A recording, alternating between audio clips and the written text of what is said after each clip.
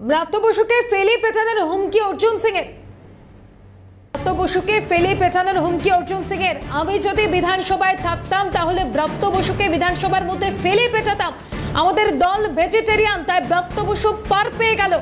ব্রাত্য বসুকে পেটানোর হুমকি অর্জুন সিং এর। কি বলেছেন তিনি, শোনাই। বিধানসভায় ছিলাম না, নালে বিধানসভা ওই ব্রাত্য বসুকে না ফেলে পেটানো দরকার ছিল। ব্রাত্য বসুর মতন দেশদ্রোহী লোকদেরকে ওখানে ফেলে পেটানো দরকার ছিল বিধানসভার মধ্যে। আমি ছিলাম না বিধানসভা, না তাই আমি ওকে বুঝাতাম, পেটাতাম ধরে। ব্রাত্য বসুকে একটা মন্ত্রী কিভাবে ভারতবর্ষের তুলনা বাংলাদেশ সঙ্গে করছে, যে বাংলাদেশকে ভারতবর্ষ জন্ম দিয়েছিল। আমি বিস্তারিত জানবো। টেলিফোন লাইনে আমাদের প্রতিনিধি শান্তনু আচার্য রয়েছেন। শান্তনু, অর্জুন সিং এর বক্তব্য শুনলাম, সেখানে ব্রাত্য বসুকে ফেলে পেটানোর হুমকি দিচ্ছেন তিনি, কি তথ্য উঠে আসছে?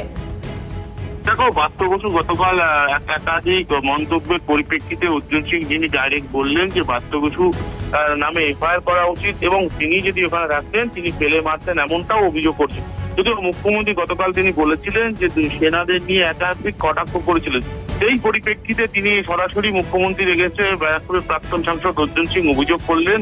যখন মুখ্যমন্ত্রী এই ঘটনাস্থলে যায় এবং সেইখানে যেখানে প্রেস মিট করেছে সেইটাও সেনাদের জায়গা, সুতরাং সেনারা কেন এরকম ভাবে তাদের গাড়ি আটকানোকে মেনে নিল এবং কেনই মুখ্যমন্ত্রীর নামে এফআইআর করল, যদিও একাধিক এই সমস্ত বিষয় নিয়ে কটাক্ষ এবং মন্তব্য ছুড়ে দেন ব্যারাকপুরের প্রাক্তন সাংসদ অর্জুন সিং।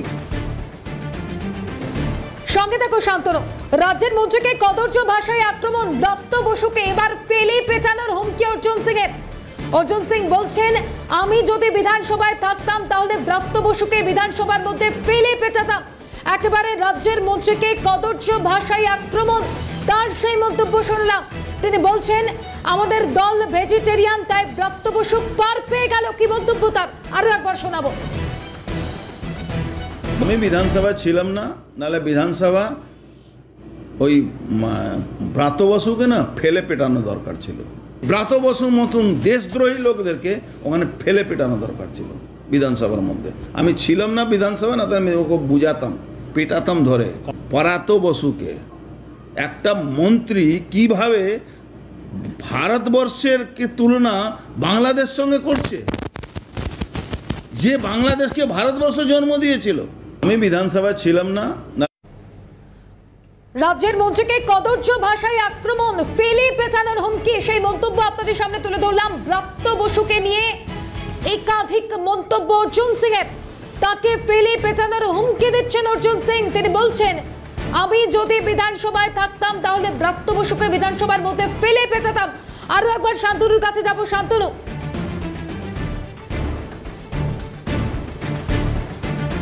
প্রাক্তন সাংসদ ব্যারাকপুরের অর্জুন সিং তিনি সরাসরি অভিযোগ করেছেন যে তার দল, অর্থাৎ তিনি যে দলটা করেন সেই দলটা ভেজিটেরিয়ান, সেই জন্য ব্রাত্য বসু ছাড় পেয়ে গেছে। যদিও এই ঘটনার পরিপ্রেক্ষিতে তিনি যদি বিধানসভায় থাকতেন তাকে ফেলে মারতেন। যদিও আমি আরেকটা জিনিস বলি যে গতকাল যে কলকাতা পুলিশ যে সেনাদের গাড়ি ধরেছে সেই পরিপ্রেক্ষিতেও তিনি একাধিক কটাক্ষ মন্তব্য করেছেন। কেননা সৈকত মোল্লার গাড়ি কনভয় যখন একজন হয়ে প্রাণ গেল, সেইখানে সেই গাড়িকে কোনো রকম ভাবে ধরা হলো না, বা সেটা পুলিশের গাড়ি বলে তার কোনো পদক্ষেপ নেওয়া হলো না। কিন্তু অপরদিকে সেনাদের গাড়ি আটকে বিভিন্ন বিভ্রান্ত করার চেষ্টা করাচ্ছে। একাধিক বক্তব্য নিয়ে আজকে কটাক্ষ করলেন ব্যারাকপুরের প্রাক্তন সাংসদ অর্জুন সিং। শান্তনু, রাজ্যের মন্ত্রীকে এইভাবে কদর্য ভাষায় আক্রমণ,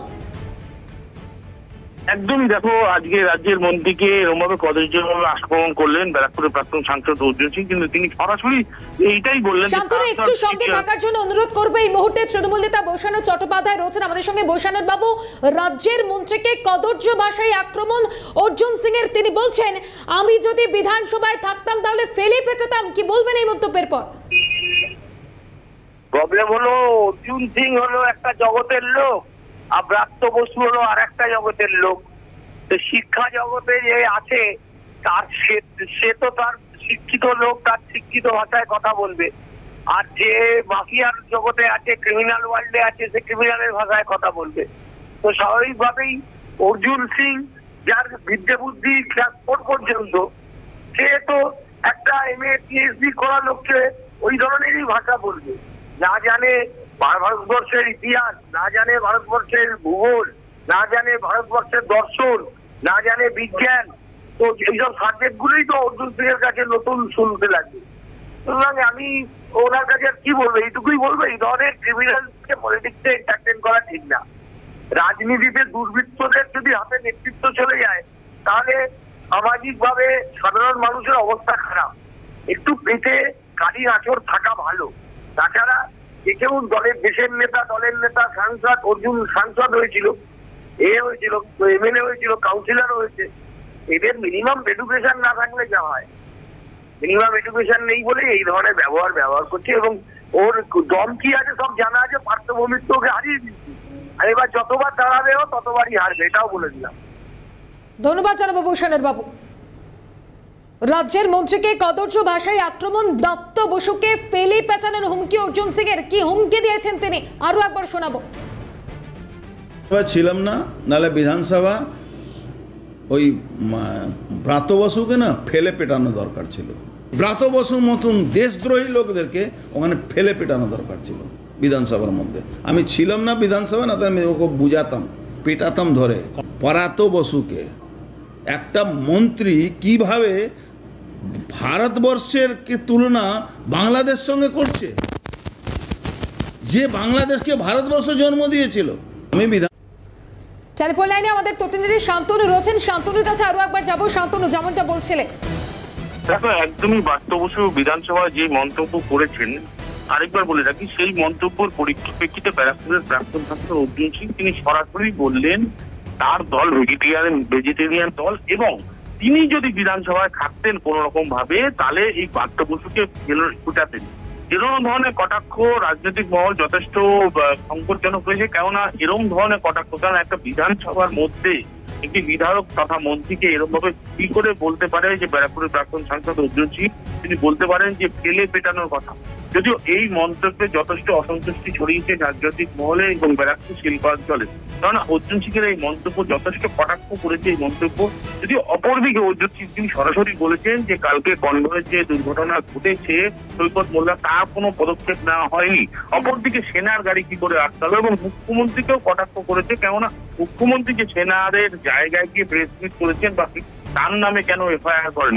যদিও সব মিলিয়ে বলা যায় যে এই ঘটনায় যথেষ্ট শোরগোল পড়েছে এবং এই অর্জুন সিং এর মন্তব্য রাজনৈতিক মহলে যথেষ্ট শোরগোল পড়েছে। সঙ্গে থাকো শান্তনু। অর্জুন সিং এর এই মন্তব্যের পর একাধিক প্রশ্ন যেমন উঠছে, রাজনৈতিক মহলেও একাধিক বক্তব্য উঠে আসছে। ব্রাত্য বসুকে, রাজ্যের মন্ত্রীকে কদর্য ভাষায় আক্রমণ শুধুমাত্র নয়, একবারে হুমকি দিয়েছেন অর্জুন সিং।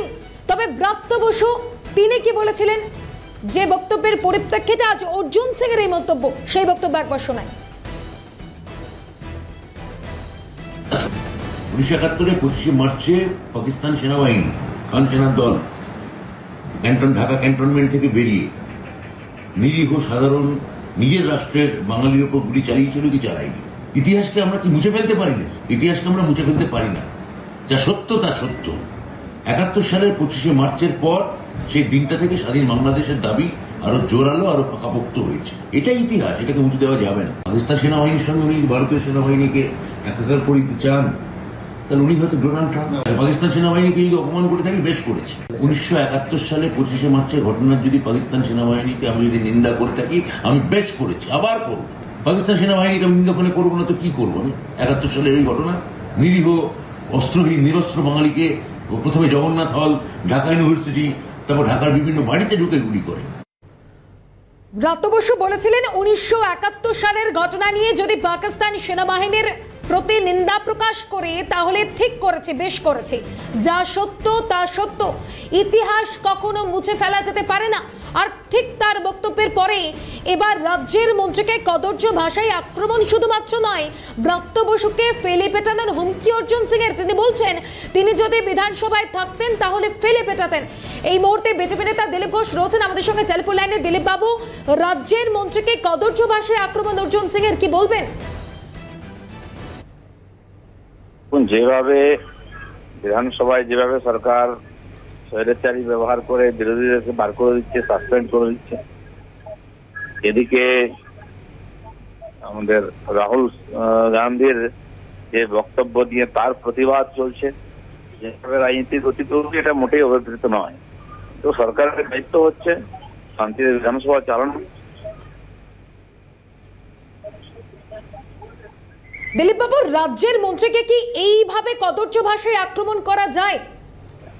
মোটেই নয়। কারো ব্যক্তিগতভাবে কারোর সঙ্গে রাজনীতির আইনাটা আলাদা, এখানে ব্যক্তিগত কারো কথাবার্তা বলা বা রাহুল গান্ধী যেভাবে মাননীয় মোদীজি বা তার পরিবার তার মাকে নিয়ে কথা বলছে, এগুলো আমাদের রাজনীতির সংস্কৃতির মধ্যে আসে না। এখন এটাই রাজনীতি চলছে। ধন্যবাদ জানাবো দিলীপ বাবু। ব্রাত্য বসুকে ফেলে পেটানোর হুমকি অর্জুন সিংয়ের সেই মন্তব্য শোনালাম।